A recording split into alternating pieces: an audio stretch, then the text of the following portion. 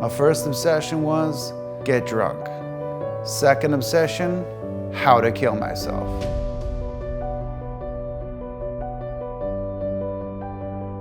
I was so spiritually sick, bankrupt, and broken that they didn't think there was a way out. I couldn't see a love, and now I can't stop seeing it. It's such a powerful thing for somebody that really truly wants to be sober. Like, there's a solution. I know this in my heart of hearts, that if something like that can happen for me, that can happen for anybody. We're all in this together, literally, and you can't fail.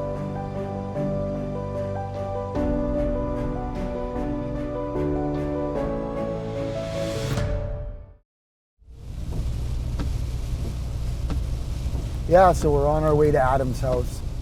Adam is the first person we've picked for the first episode of Recovery Life. A great example of a man walking recovery, eh? He's had multiple step groups go on in the basement of his home, supporting people, you know, with food, a place to sleep, picking them up wherever they may be, 2 hours away, 3 hours away. This man, through desperation and experiencing the light of God, knows that the number one thing now in his life is to pass on what was freely given to him. He will drop whatever he is doing for another willing, honest, open-minded man who wants to walk through the doors of recovery. Does this make Adam special? No. This is just an example of a man willing to go to any length to maintain his sobriety and acting as a channel of God to help another human being. You know, let's start out with how old were you when you had your first drink? What was the experience like? What did you feel? I was 8 years old, wrestling in the living room. My mom drank a lot of tea, and I was like stealing drinks of her tea because she'd add like 20 scoops of sugar to it. And I loved that sweet taste of that sugar. When we were wrestling around, I seen that she had that teacup. It's an old-fashioned teacup she always drank out of, and I grabbed that teacup off the ledge. I couldn't see what was in it. And I pounded back this, there was a few other people in the house, and I pounded back this big mouthful of something, and it wasn't hot tea and sugary this time. It was a cold drink, and it was dark liquid, and I was like, what the heck? Immediately my mouth exploded with flame. Like, I was like, oh my gosh, my mouth was on fire. But I didn't spit it out. I swallowed it because that's my natural reaction. I just swallow things. And it actually ignited this flame right through my whole face, all through my whole body. And the moment that hit me inside, I have older brothers, and for the first time, I believed out of nowhere. I can't put a reason behind it, but I suddenly believed that I was stronger than I'd ever been, and it was go time. And I went back to fighting with my brother in the living room. We were wrestling, and I kicked him into a TV. Like, I kicked him right into a TV, and the TV embedded in the side of his head, and he had to get stitches, and he was pretty injured, but I didn't care. All I kept thinking about was that drink.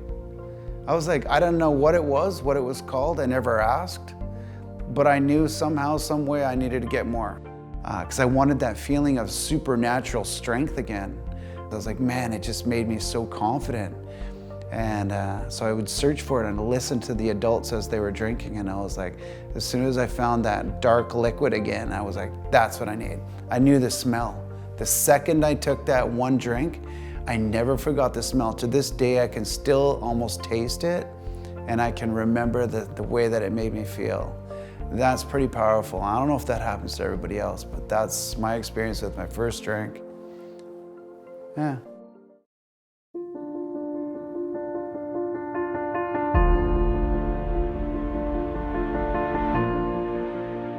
I just turned 13 years old, and a phone call came in. I was living with my dad at this time. But the phone call came in that my mom had been in a car accident.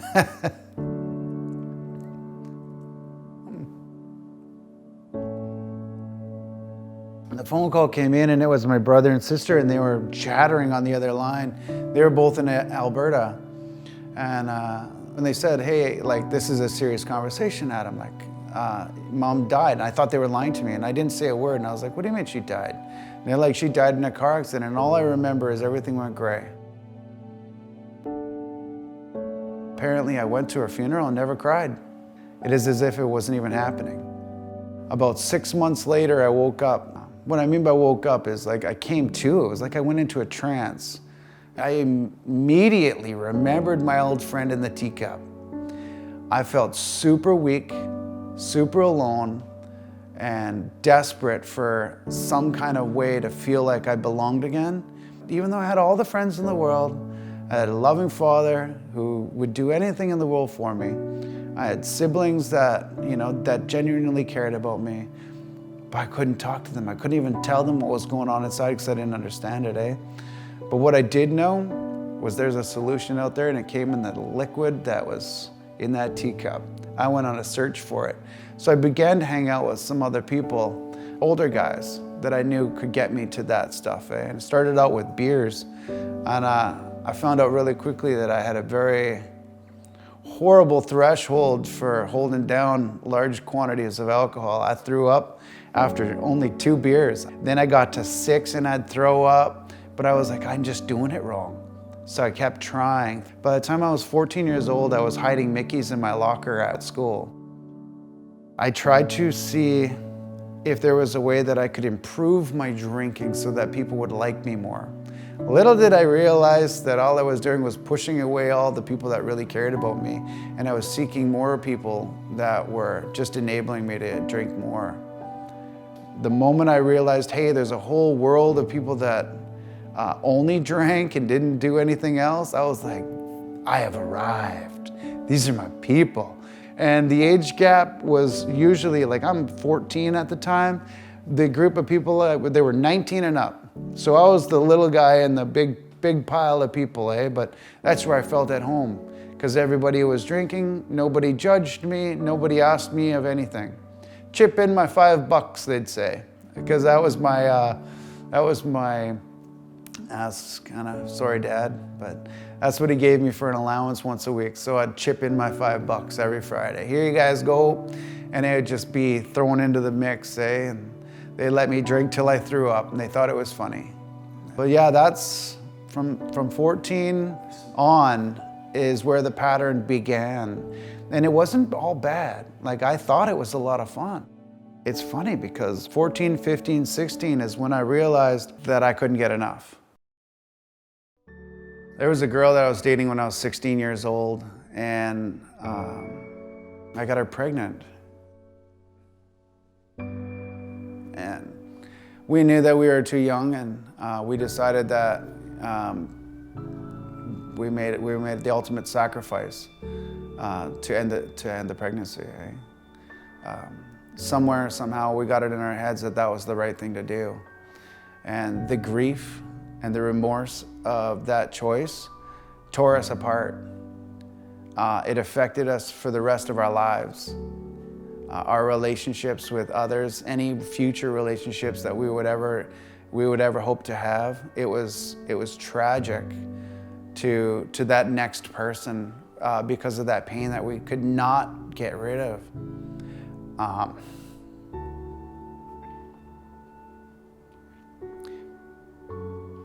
To bury that loss and that grief, it took me to a whole new level.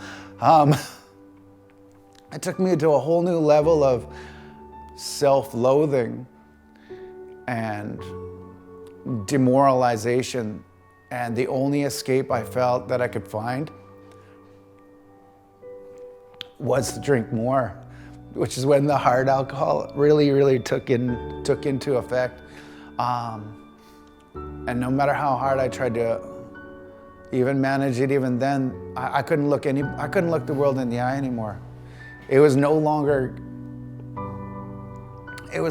something that I could do. Like, there was no redemption for that.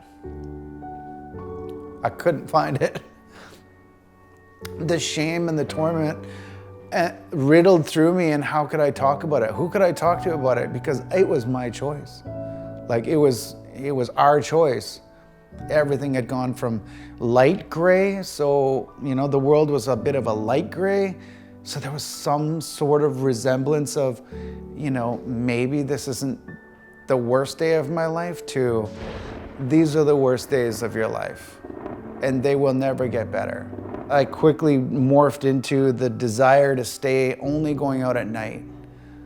Because if you see me during the day, then you might see through me and you'd see what a horrible person I was. And if you did see me throughout the day, I was hammered. I'd get drunk going grocery shopping because there's no way I could face public anymore.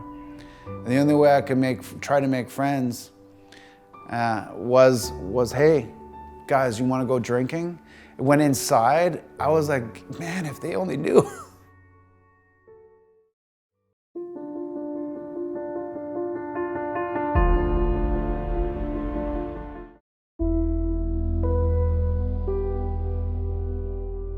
I know when the end came, when the drink no longer was able to quench that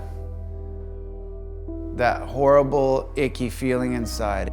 It no longer did what it was supposed to do. And that was tragic for me. You can only smile about your bottom if you know that you were there and you're not there anymore. Otherwise, you're not smiling and your family's talking about you because you're dead.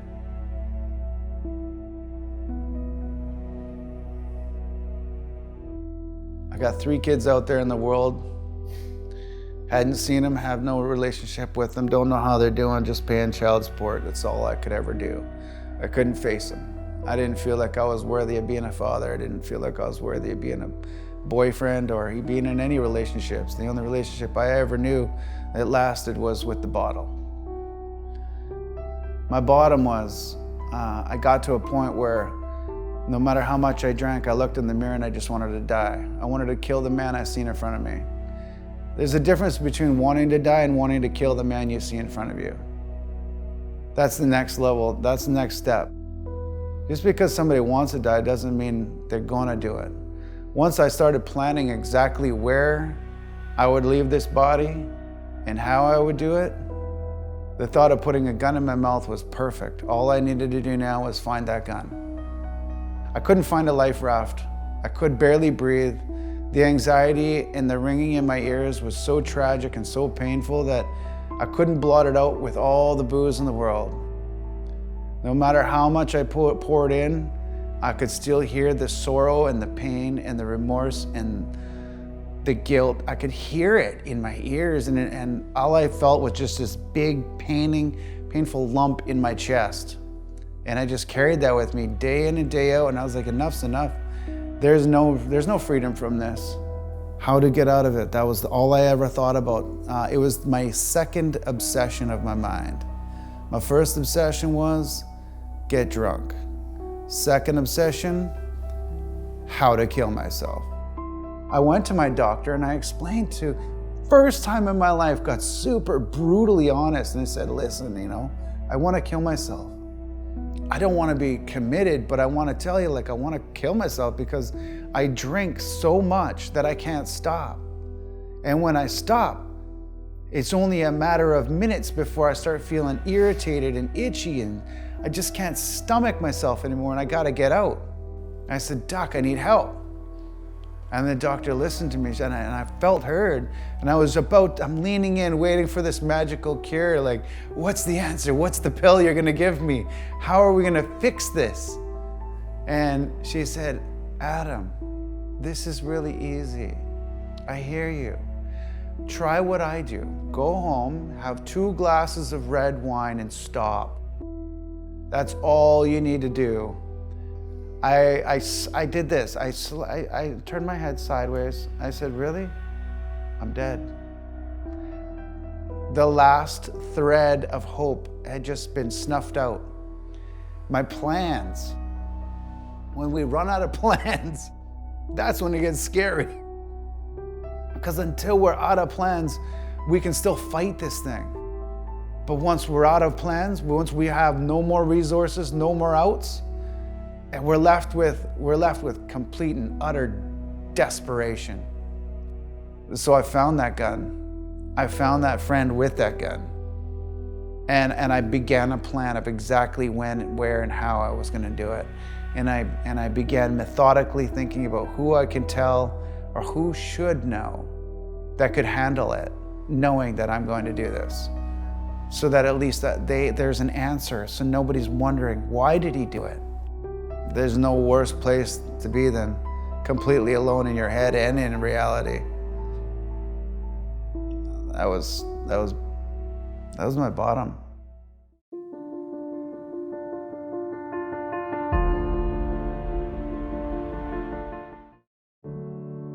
When I was 27 years old, 28 years old, I had an experience. You know, when you start to try everything and you're looking for answers in the abyss of answers, like there's just not a lot of information for somebody once you hit that wall. Your eyes stop seeing, your ears stop hearing, and your heart just closes down, right? So even if somebody was yelling at me, "This way," I couldn't hear them.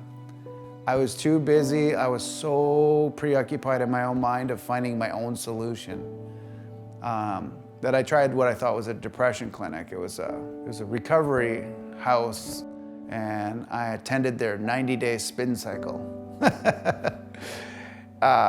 Sadly, you know, it cost my company, I think something like $60,000 for me to go there for these 90 days. It was a tremendous amount of financial contribution to send me to one of the top-notch locations that they could. And I had a great experience. I gained some weight and I left worse than ever.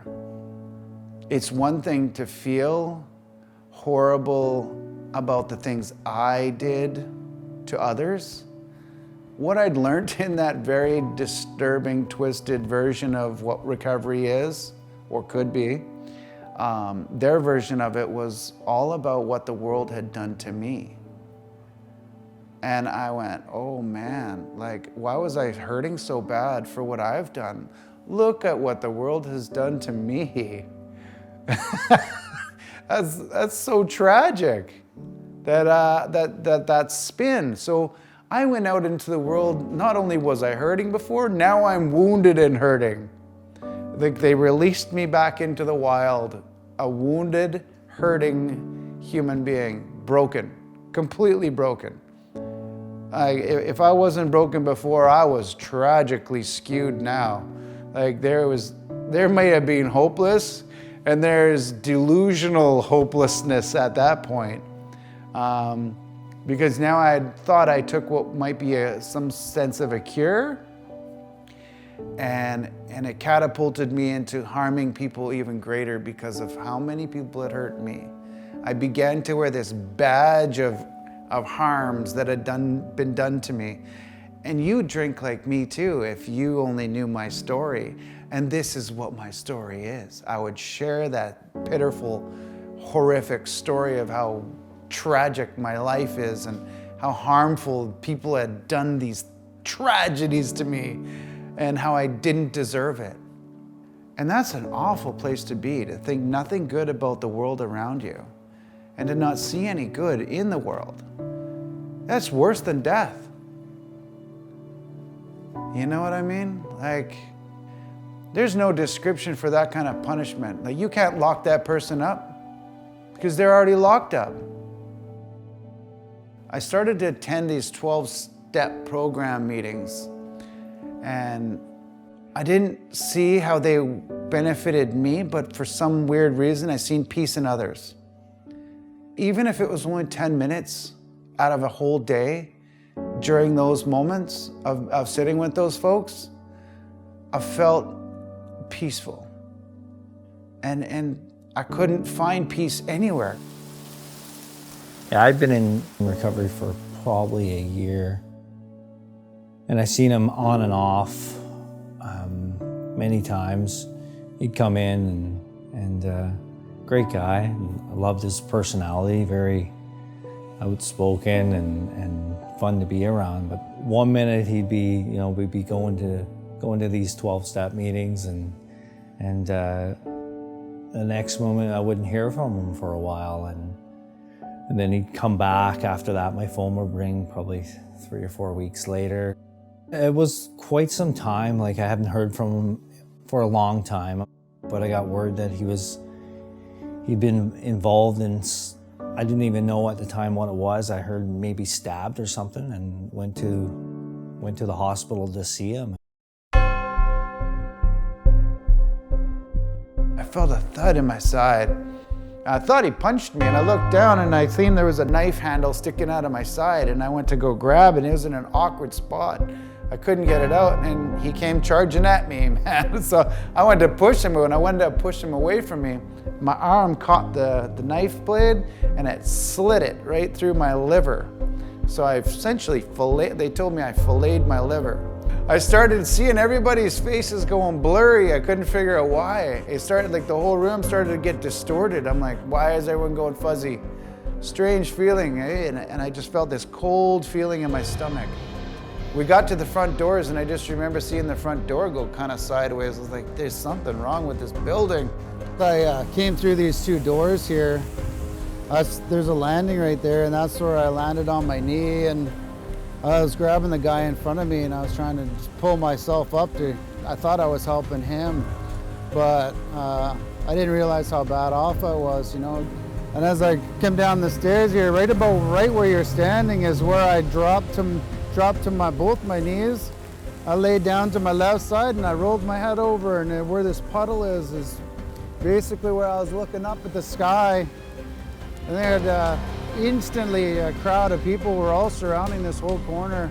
There's about 20, 30 people, and I could hear sirens off in the distance. As I laid there, I didn't know that I was dying. I just felt at peace. I felt comfortable, I felt warm, I felt safe. There's an officer laying over top of me, and he was breathing on me and yelling at me in my face, saying, stay with me, and he's like, the ambulance is on its way. And I said, hey, don't worry about it, man, it's okay. I'm gonna be okay. I just felt myself separating from this life. Everything was gonna be okay, eh? And it was the strangest thing. It was dark out, but I started feeling more light and more peaceful. The louder he tried to yell, the less I could hear him.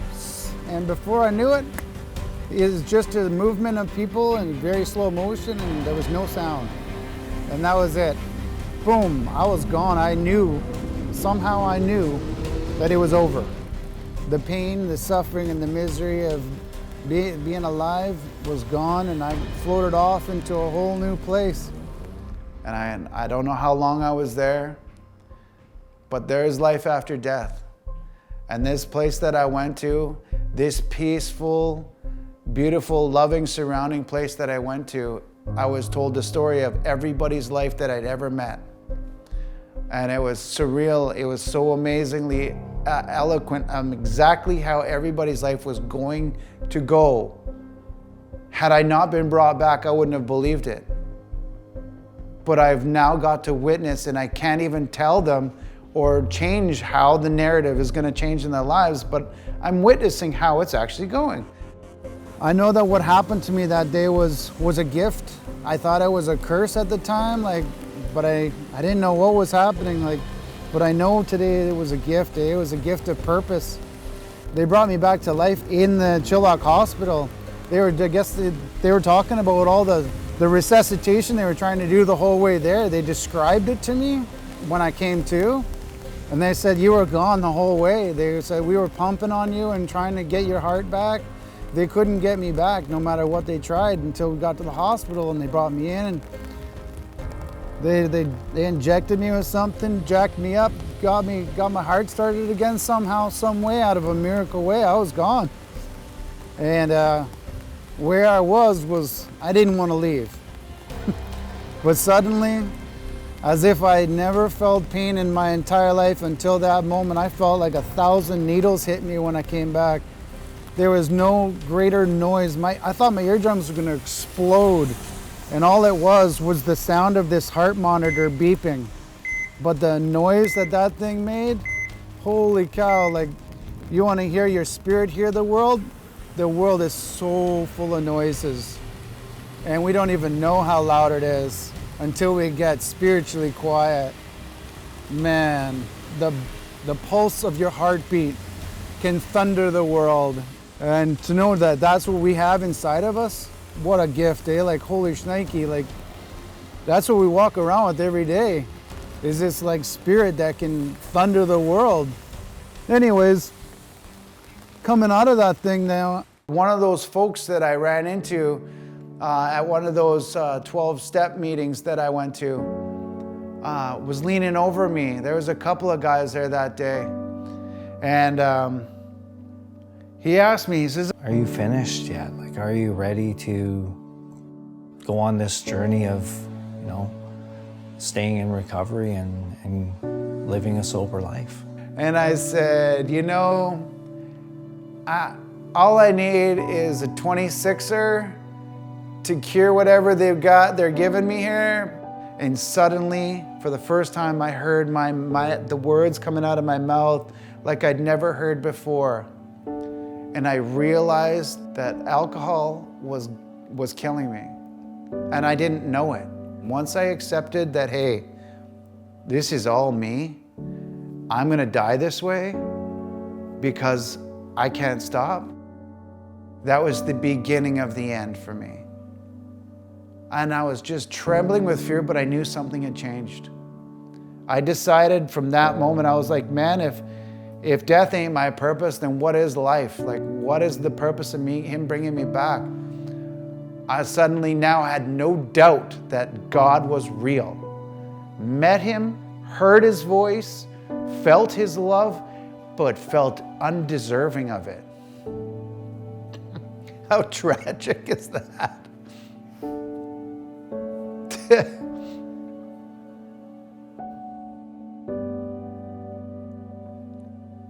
So I decided I'm going to lean in one of those humans that were laying over me and talking to me. I'd like to say that day, but it wasn't that day. I'd like to say I never drank again, but that would be a lie. That's not what the disease that I suffer from is. I suffer from a disease of the body and the mind, and it's a spiritual nature that I can't awaken on my own. I need help. I need to be guided to that awakening. So I went to that man, and I finally got honest, and like for the first time, as broken and as terrified as I was like, either you give me death or you give me life. I can't have both. And I said, Brad, I'm done, and I'm angry.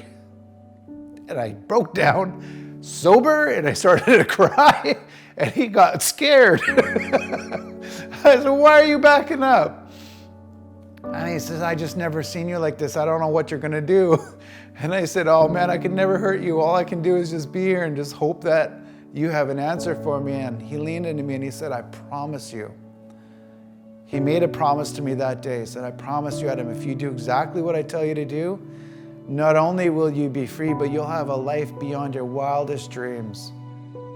And for some reason, I don't know, he believed me. Like, I don't know, he believed me, and he was like, he left that place.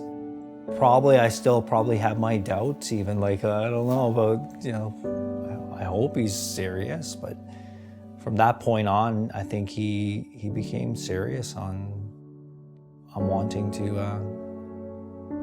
go through with this.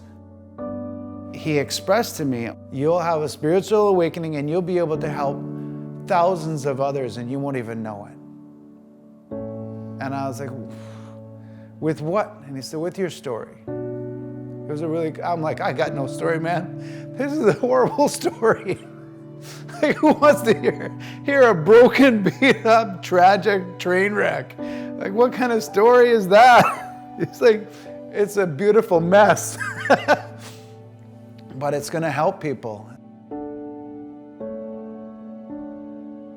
He literally broke all barriers of my idea of what a human being could or couldn't do. I was such a mess and so unwilling in the beginning to do what was suggested of me. But he laid it out in such a way that it was impossible to believe anything other than the fact that I could recover. And he expressed to me over and over and over again that millions of others had done the same thing, and that I was no different, that nothing I would ever say in my entire life. He broke me down to build me back up. He allowed me to walk into those minefields, get blown up, and help me get back on my crutches and keep going and rebuild again. But he gracefully allowed me to fall. You know, we talk about the spiritual way of life, and I had developed this relationship with a loving Heavenly Father, and always talked to Adam about this love and forgiveness, and going to these step groups with him, or this meeting with him. He'd have a certain amount of stuff he'd have to do, but one night we're on our way back, and for some reason that we don't know, it was definitely for him, but we were driving through downtown Chilliwack, and I'm like, Adam, do you see that guy walking with that great big cross on the road there? There was a guy literally walking with the biggest cross we had ever seen. He was walking downtown Chilliwack. And we had been talking about, you know, spiritual things, and he's in this process. And, you know, to me, that's those things that you can't explain, that happen when God is drawing a person. And yeah, that was one of those encounters. See, I believe in God, and I believe that God allows me to experience some hardships to learn some valuable lessons that I'll never put down. He gives me these spiritual tools. If I could go back to that 16-year-old kid trying to be a 20-year-old, I'd say, hey man, there's a lot of pain coming your way. Calm down. It's unnecessary. But we wouldn't be here today, right?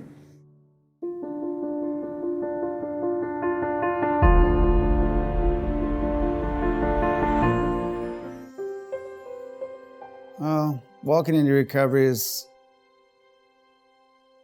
for me, it's like walking out to the most calm, serene lake, picking up the tiniest of pebbles. And the reason why I say the tiniest of pebbles is because it's the miracles that happen in the littlest things, eh? It's not the big things that we see, but it's the tiniest things. And if you throw that pebble into the middle of the lake, there's a ripple effect. This is the important part, because this is what happens to our life. We have a rippling effect, good or bad, that it's going to reach every single part of that entire lake, no matter how big that lake is. It's one of the coolest experiences. That's what recovery does to us, eh? We get an opportunity to ripple effect through the lives of the people that we touch. Now, in order to walk into that kind of thing, I needed help, eh? I needed a lot of help, man. I needed spiritual help. I needed spiritual guidance, and I didn't know that's what I needed. The only way that I could find any calmness or peace in that was to begin that beautiful journey. Living life in recovery, in the beginning, it's explosively mind-boggling. And as you walk through those steps that they have in those programs, you begin to shed off the layers of lies that you believe about yourself and about the world around you. This old fella said to me, recovery is like peeling the layers of an onion. And the closer we get to the center, which is the truth, the more I'll get to know me, and the more I'll get to know who created me and how I can give back. It just transformed the way that I seen life, and I never knew that was possible. This changed me so radically that something happened halfway through. In my backyard, there's this giant tree, and it's like a maple tree with the big leaves. This is February, and when we're coming into this process, this 12-step process that I got to walk out, magically, almost all the leaves had remained on this giant tree. And I was just so bewildered by it. I was like, man, how are all those leaves holding on, you know? And the reason why I thought it was so amazing that all those leaves were holding on so tight is I felt like it was a version of me. I was holding on to so much. I had to do a bunch of writing on this paperwork as part of the process. And I glanced over to the back patio door there, and I watched this cyclone of leaves. This gust of wind comes out of nowhere, and it blows this pile of these big leaves fluttering by the. I'm like, holy! It was the coolest thing, you know? Like there's these columns that I had to write in, and I was at the last column, and it was one of the craziest things. Like, I had revelations in the last column of why I did what I did. And at the end of that process, when I was done all this writing and I was asked to share about everything that I wrote down, total stranger, never met this fella in my entire life. I share this mind-boggling, epic adventure, and he fell asleep. I wasn't even done. So I was like, hey, what are you doing over there? And you know, I had laughed, I had cried, I had lied, and he fell asleep. I was like, man, my story must be so boring. Turns out it's, you know, here I was early in recovery, you know. I thought everything I was saying was original, off the cuff. Nobody else had ever said or experienced in their life. Little did I know that it's, you know, 500 times he's probably heard that same story, eh?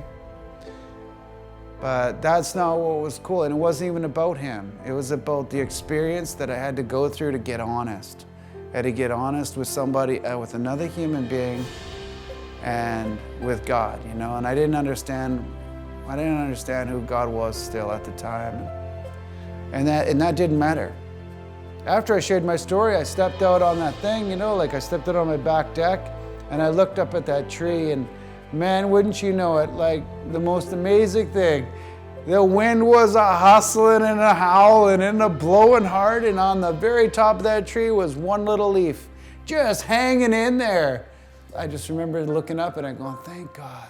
Thank you, God, I love for this opportunity. I just felt so free, and poof, that leaf fluttered off that top thing and flew right on by. I was like, yep, time to let go. And it was the coolest experience. That was the very beginning of freedom. That was about to be the most amazing adventure of my life, eh? Following that experience, there was a lot of work to do. So over the next year, I proceeded to do nothing but focus on repaying, addressing, tracking the harms and damages that I did in the past. And nothing was gonna get in the way of that. The focal point of the whole purpose was how to make it right. How do I fix? Okay, let's back that up. I can't fix anything. How do I lean on a power strong enough to help me fix those things? What I did was very wrong, but once we start owning those things and admitting the truths and opening up that path to forgiveness, only then can true healing begin. I got emotional over that because there's nothing more beautiful than repairing those damages, eh? Nothing. Like the emotional tidal wave of joy in my heart to see somebody freed from something that I did, you can't. And I don't care if the person was like super far away, like if they were a couple of, provinces away, all I did was, it's an opportunity for an adventure. Let's go. And the moment they came up on the list, I was like, I gotta go there. And it was outside of me. It wasn't me going, hey, I gotta go here, I gotta go there. There's a driving force, a spiritual driving force that propels me. See, because I can't propel me. I, by nature, am a selfish being. I don't want to go out into the world and do these things, but I know that the spiritual law behind what was done freely for me, I must give back, eh? You know, I'd like to say that my first year was super easy, but it wasn't. My first year in recovery was painful. And you want to know what the pain was? It wasn't the pain that I knew before. It wasn't that challenge, those challenges that I knew before. Suddenly, my heart felt so insanely big and full of love, and my eyes can now see so much beauty in the world that it was overwhelming. It was as if I was getting a tidal wave, and I've gone to Tofino. I love surfing there, and sometimes there's some big waves that come in like you wouldn't believe. They can throw telephone poles. This wave of emotions of beauty would wash over me. I would just start bawling at everything. Adam phones me up and he's crying to me, and he says, you know, I was in the shower and one of my eyelashes fell out or something. And he says, you know, God knows every hair on. And he was weeping with me on just about this. And I'm like, but I want to share this. Like, from that moment, like, I've never seen someone like love unconditionally the way that he was able to just be open and share his love for people, like, from that point on. I went from wanting to die, obsession, to the max about drinking and just the pain that I was going through, no sleep, anxiety, riddled with fear, to electrifyingly lit up. Everything, I could feel you from across the room. It was the most amazing experience. I went, what the heck happened to me? Seeing Adam, especially, like, when he found the light, it was bright, right? And he shone, and everyone around him could feel it. You know, when you're around him, it's like contagious. Like, you can start your day grumpy and you bump into him and you can't stay grumpy. It's just this bright light, right? And so I got to see that, and not that there's not struggles, right, in that first year watching him, but he kept pushing forward. And yeah, it was about a year after that step group that you know, I was going through a dark period of my recovery, and he reached out and he wanted to share his story with me. And it was actually sitting there hearing his story that, yeah, it re-inspired me that this thing really works, and God is really big, and, you know, miracles happen all the time around me. And Adam was just this, you know, this glowing example sitting in front of me, so tangible that I couldn't deny the power of God, right? And so in that moment, it was like, no, there is hope for you. It doesn't have to be dark. It doesn't have to be a struggle. It might be difficult, but, like, you can do this. I did everything wrong to get everything right. I'm sitting there in that 2-bedroom apartment. I decided it was time for me to invite some people in, because I was at a place in my life where, okay, you know what? You have some spiritual tools you can give back now. So how do I give that back? How do I transcend that to somebody else? That is one of the coolest miracle gifts of all, because you never know where they come from. You're just walking along, suddenly it could be anybody. I'm sitting in church. This is a fact. This was my first experience of giving back, eh? So this woman shared her story with me out of the blue. It was the craziest thing. God makes us the channel of light for others in those moments of vulnerability. We get super vulnerable really quickly. Suddenly, there's a tidal wave of opportunity for them to express their hearts, their harms, their feelings. And man, what a trip that was. She just unloaded on me for the next hour, just telling me her story. Eh? And all the while, and she stopped and she was looking at me, she goes, I don't even know your name. how long have you been attending this church? I was like, I just sat down, ma'am. I don't actually belong to this church. I belong to a whole nother church. The church I belong to has no no walls. And she's like, how is that possible? That's another story. I handed her this little bucket and I said, I gotta go. My job here is done.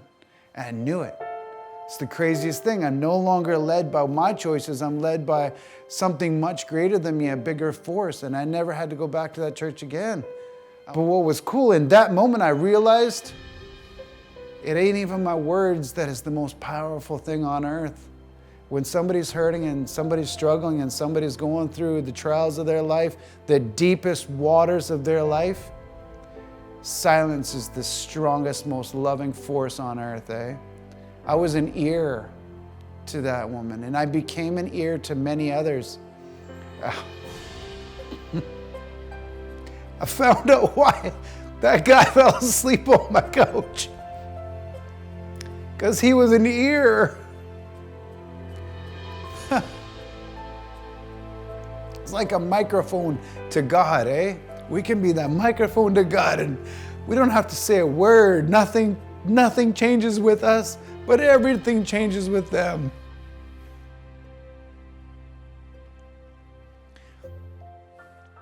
So many people in addiction and alcoholism are suffering from not being heard. They're screaming in silence, wishing to be heard, eh? They walk it out. And I know that pain and I know that sorrow because you had to walk it out to see it, to feel it, eh? You can't have compassion for something you haven't experienced yourself. You can only wish you did, you can only hope you did, but until you've walked that lonely road of isolation, despair, and misery, and hopelessness, and just an utter feeling of shame, guilt, and remorse, and no solution, you're hopeless yourself to try and help somebody like that, right? But God has placed me on a position in a path lit up to be an ear. There was one time when him and another guy were going to meetings, and there was this guy who showed up there who had been living by a dumpster, and they bring him to me. Like they bring this guy to me, and we began to just walk with him. Like he stayed at my house. He went through the same process, and Adam just was on top of it, like connected with him and followed him, and he's always been going to these meetings and always looking to help someone, experience what he's experienced. He picks them up, takes them home, they spend the night, and it's like the next morning we start on the steps, and it's such a powerful thing to be able to have a solution. For somebody that really truly wants to be sober, like there's a solution. And I think a lot of the world feels so powerless because they have loved ones that are hurting and struggling with addiction, and it's a painful thing to watch. There's a solution that works 100% of the time. And as I walked some of these people that I got to encounter throughout my life through this solution, I got to watch radical transformations happen in their lives. Their families reunited in ways that were more bountiful than ever before. Their children were laughing and playing in the streets again with their father. I got to witness this, man, and I went, I had nothing to do with it. All I did was what I was told, and all I did was give it back. I sat and listened. I laid out some instructions. I gave them the tools. And I said, you want the freedoms to enjoy a whole new life and get out from underneath this? And those people's bottoms were, there's a lot of times where I was like, man, I don't know if this guy's gonna make it. But I was sure lots of people said that about me, eh? And I actually know that to be a fact. The people that helped me out from the depths of hell that I was in confessed to me later on that they believed that I was going to be dead. They didn't think I was going to make it. I was so spiritually sick, bankrupt, and broken that they didn't think there was a way out. I couldn't see a love. And now I can't stop seeing it. And now I can't stop sharing about that miracle that there is a way out. And I've had the honor of being invited into many people's houses for many different reasons, all guiding in the same direction. And it's, how do I become free too? Like, what is it that I can do differently, or how can I find this process so that I can be free too, eh? It's not easy to describe it to somebody, but if they're willing to go to certain lengths, then it's very, very simple to get out from underneath those mountainous boulders, eh? No matter how far down someone goes. No matter how hopeless a person might feel about their state of being in this moment right now, there is one fact that is true. There is somebody, there is something that cares more about them than anything else in the world. I didn't do this. I made a conscious decision to give that up. And I turned my life so that the Creator, God of my understanding, I was just going to say God, is able to guide me in such a way and allow me to practice this thing on a daily basis. And it's a freedom. It's allowed me to do crazy things, man. I've never been married in my life. I got married to the most amazing, beautiful creature on earth. I'm still to this day. Yesterday I told her, I said, I have no idea how far out of your league I am, but something supernatural gave me this opportunity to be a part of your life, eh? That would not have happened if I was still drinking. The most beautiful thing of being married to Adam is that at no point do I feel like I need to protect my heart or defend myself from something bad that might happen or hold back any part of who I am, right? It's that ability that I feel 100% safe to be me, safe to share how I'm feeling, safe to share my fears and my concerns and everything in life. And it's, the whole time I've known Adam, he's never took a stab at me, Maybe that's the wrong word considering his story. He's never intentionally taken my words and thrown them in my face. And that's just, I feel like with the rest of the world, we can only let our guard down so far. And what a beautiful thing to be in a relationship where my guard can be down 100%. When you're around Adam, you feel seen. The true you feel seen and heard and valued, right? And there's no wrong answer around him. And I think without the 12 steps, without connecting to this power of God, no, he would not be able to be the person he is today. I have my most amazing, beautiful son that lives with me, and I get to witness this young man developing into one of the greatest human beings I ever got to witness, with a compassionate heart beyond anything I've ever seen in my life for no reason. And I'm like, man, what the heck? That's an act of God. There was a lot of harm between him and his youngest son, and he would just occasionally reach out and tell him he's here and he loves them. And we let him know when he came out to visit. He'd usually come out in the summer with his mom for a week. But because I didn't have that relationship with my dad, it felt like I was visiting a stranger. I was like, who is this person? So it was really hard for me to build that relationship. And when I look back on it now, like I can visualize it, he really wanted that relationship because he, at that time, was getting better. I ended up having that surgery. At that point, I was in a pretty dark place. And at this point, I had no whatsoever relationship with him. Like I didn't even think about him. I was like, maybe I should tell him. And at that moment where I was like, maybe I should tell him, I'm literally looking at my phone. He texts me, he's like, hey, how you doing? Right when I was about to say something to him. I was like, this is weird. So I tell him, I'm like, well, I just came out of surgery. And he says, okay, I'm coming down right now. And that night, they drove down, I don't know, 12 hours about to come and see me.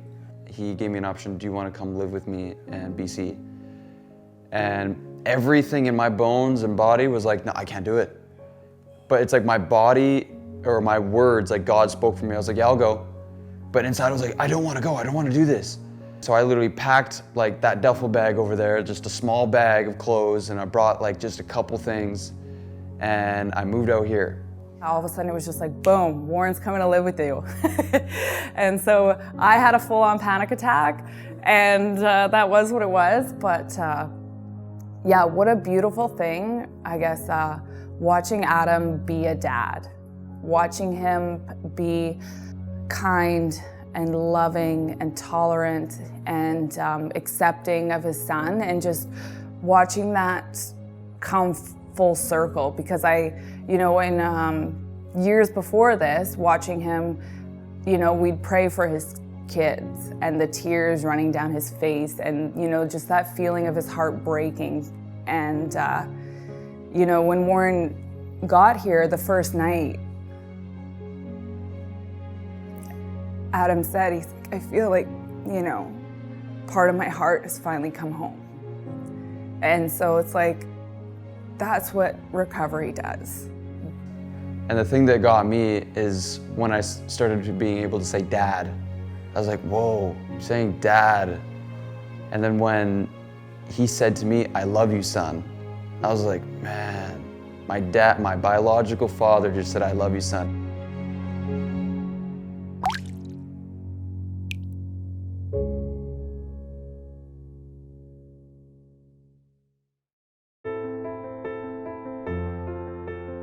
Recovery to me is a family thing. We're coming full circle, man. Right in the very beginning, when I was a little kid, all I ever wanted was a family to love me, eh? I wanted joy. I wanted to feel free and strong. I wanted to feel confident. I wanted to believe that what I was about to do was going to be good. I'm talking about that 8-year-old kid that first took that drink, that radically transformed into something that he was not, and now he's back. Now, what a super cool, supernatural feeling recovery is. I get to go out into the world, explore it through the eyes of a child. Free to do and be and go wherever I want, and nothing has to stop me. There's no barrier.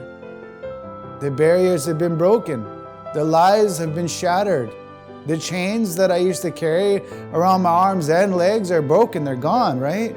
I know this in my heart of hearts, that if something like that can happen for me, that can happen for anybody. There's a process. There's a freedom. There's an igniting of your soul and your spirit that nothing can stop.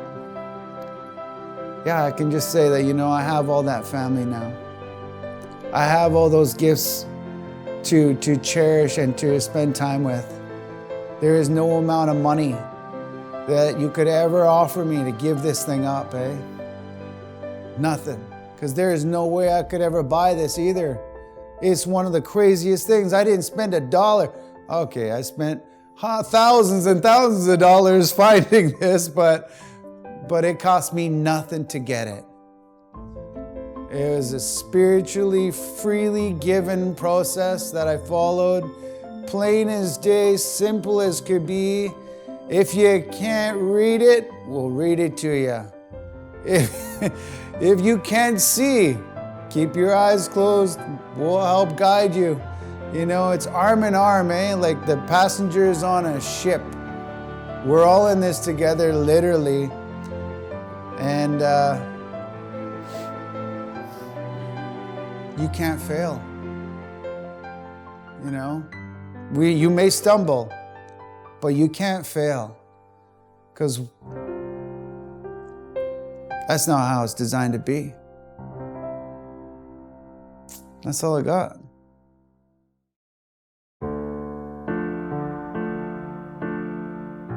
It would be easy to say the world is a dark place.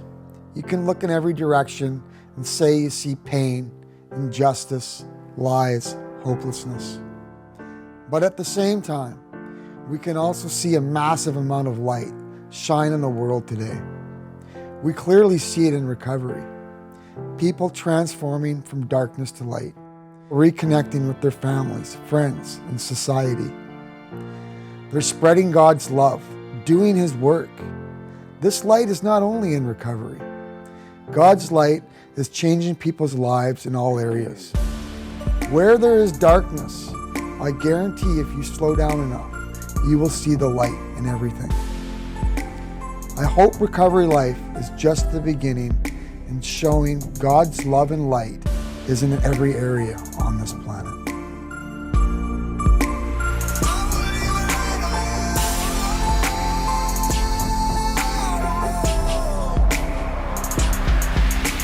Tell me what's been happening, what's been on your mind. Lately you've been searching for a darker place to hide. That's alright. But if you carry on abusing, you'll be robbed from us. And I refuse to lose another friend to drugs. Just come home. Don't let go. But if you look into the distance, it's a house up on a hill, guiding like a lighthouse to a place where you feel safe to feel like rest. Cause we've all made mistakes. If you've lost your way,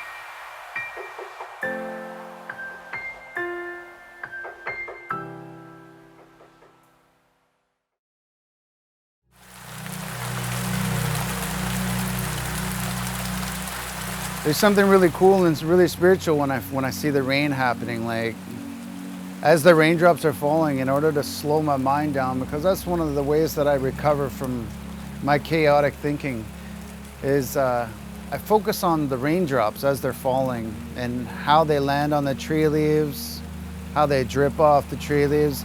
Anybody who knows me intimately will know that I try to encourage people to slow things down. Slow it down to the point where you can actually watch a rain drop. It's a really cool experience, and the more you practice it, the more you're going to get excited about it. And I'm pretty excited about it. I'm fired up about slowing things down. You know, like, you can look at just about any tree anywhere. Right now is the perfect time. There's raindrops everywhere to be seen, and they're falling constantly. So if you were to look at any raindrop on any tree and any leaf, and you just slowed it down, and you just focus on that one drop, you can see an entirely new world come alive right in front of you. And a peace and ease will wash over you because you're no longer thinking about anything else. You fall into almost a natural, peaceful state of being. If you allow your eyes to see and see the big picture, you'll see thousands and thousands of them all lit up at the same time. And it's almost like you can focus on all of them at the same time. But it all starts with one. You dial in on one. You watch it form, develop, and drop all at the same time. And then open your eyes to see the big picture. It's like a big screen TV right there. You can just watch it explode. The most precious thing I have to offer anyone today, and that anyone ever has to offer anyone today, and that's the gift of their time. It's the only thing you can't buy, and it's the only thing you can't get back. Spend it wisely, right? I try to spend my days wisely, focused on something positive and something beautiful and something natural. And I happen to love telling the story about leaves on a tree. There is no two identical leaves on any tree. And just like the leaves on any tree that you look at on any summer day, spring day, fall day, you'll find different characteristics on all those leaves. Those are just like the days of our lives. Some days the leaves are going to be amazing and beautiful and big and full and thriving, and other days not so much. That's basically recovery in a nutshell. Not every day for me is perfect. There are some days that are tough, painful. I have moments of mourning. But the truth is I know there's 100 more days right in front of me and 1,000 more in front of that are going to be amazing. Until God's ready, this is what I get to focus on. And it's a gift.